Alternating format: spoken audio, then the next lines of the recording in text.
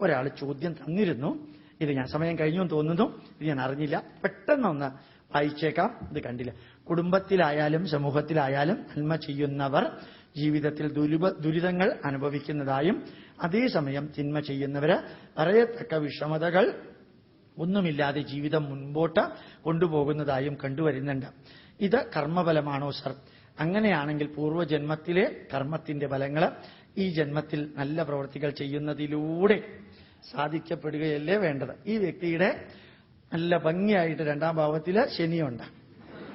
അക്ഷരം നല്ല ഭംഗിയായിട്ട് എഴുതിയിട്ടുണ്ട്. അല്ല, അസലായിട്ട് എഴുതിയിട്ടുണ്ട്. വളരെ നല്ല ഒരു വരി ഞാൻ ബൈബിളിൽ നിന്ന് കൂട്ടി ചെയ്ത് പറയാം. ദൈവം 10 കുരിശ് താങ്ങാൻ കഴിവുള്ളവന്റെ ചുമലില് 11 കുരിശ് വെച്ചുകൊടുത്ത് നടക്കാൻ പറയും. 5 എണ്ണം താങ്ങാൻ കഴിവുള്ളവന്റെ ചുമലില് 6 എണ്ണം വെച്ചു, 1 എണ്ണം താങ്ങാൻ കഴിവുള്ളവന്റെ ചുമലിൽ 2 എണ്ണം വെച്ചു കൊടുക്കും. ഒന്നും താങ്ങാൻ പറ്റാത്തവന്റെ അടുത്ത് പൊക്കോളാൻ പറയും. ഇതിലൊരു വലിയ സന്ദേശമുണ്ട്, വലിയൊരു സന്ദേശം. ഈ പൂന്താനം നമ്പൂതിരിയുടെ മകൻ വളരെയധികം വിഷമിച്ചാ മരിച്ചത്. ചെറുപ്പത്തിലേ മരിച്ചു.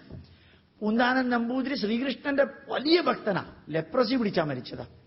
എന്തുകൊണ്ട് ഇത് സംഭവിച്ചു എന്ന് പൂന്താനത്തോട് ചോദിച്ചപ്പോ പൂന്താനം പറഞ്ഞത്, ഈശ്വരൻ തീരുമാനിച്ചു ഞാൻ ചെയ്തിരിക്കുന്ന എല്ലാ കർമ്മഫലങ്ങളും പൂർണ്ണമായിട്ടും ഈ ജന്മത്തിൽ അങ്ങ് തീർത്ത് അതിന്റെ ദോഷങ്ങളെല്ലാം തീർത്ത് പരിശുദ്ധനാക്കിയ ഒരു ആത്മാവിനെ തിരിച്ചെടുക്കാൻ ഈശ്വരൻ തീരുമാനിച്ചതുകൊണ്ട് ആ അക്യൂമുലേറ്റഡ് ആയിട്ടുള്ള നെഗറ്റീവുകളെല്ലാം തീർക്കാനായിട്ട് ഈ ജന്മത്തെ ഉപയോഗിക്കുകയാണെന്ന് ഞാൻ വിചാരിക്കുന്നു. അക്കൂട്ടത്തില് എന്റെ മകൻ എന്ന കുട്ടിയെ 18 വയസ്സുവരെ സംരക്ഷിക്കാനും ഈശ്വരൻ എന്റെ കയ്യിൽ തന്നു.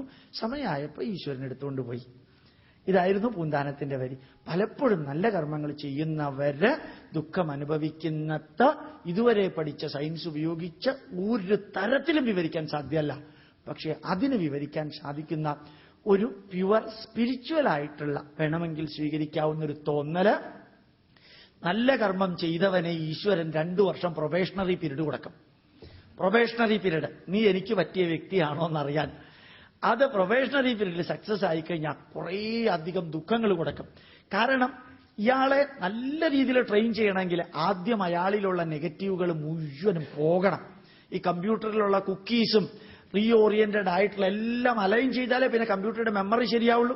അത് സി ഡ്രൈവ് ആണെങ്കിലും ഡി ഡ്രൈവ് ആണെങ്കിലും E1 ആണെങ്കിലും എക്സ്റ്റേണൽ അല്ലാത്ത ഡ്രൈവുകളൊക്കെ ക്ലീൻ ചെയ്യണമെങ്കിൽ അതിനകത്തുള്ള ജങ്കുകൾ കുറേ കളയണം, ബാക്കിയുള്ളതിനെ അലൈൻ ചെയ്യണം.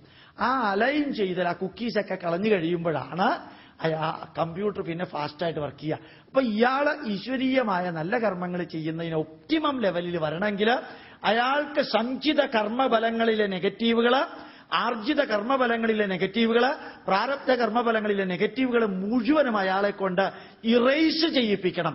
കാരണം for every action there is an equal and opposite reaction. അപ്പൊ ഇയാള് ചെയ്ത തിന്മകളുടെ ഫലം അവിടെ നിലനിൽക്കരുത്.